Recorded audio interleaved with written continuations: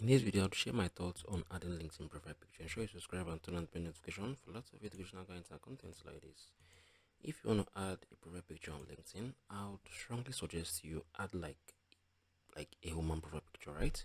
So, but I want to show you how you can add a profile picture here on LinkedIn, right? So you're gonna click on this plus icon. Once I've clicked on it, no professional headshot in there, just something that represents you.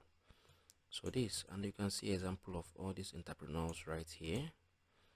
So once you're done, and you can still read through this, right? So this is basically what I'm suggesting you guys do, right?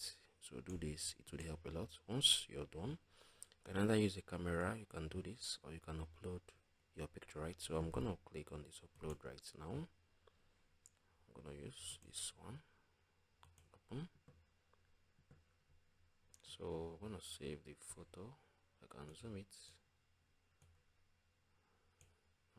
I'll reduce it, right? I'm gonna click on the save. Once I click on the save right now, you see our profile picture is gonna be added right here. So these are profile pictures. So this is basically how you can add profile picture here on LinkedIn. If you find it really helpful, please share thoughts below in the comment section. I'll see you on the next one.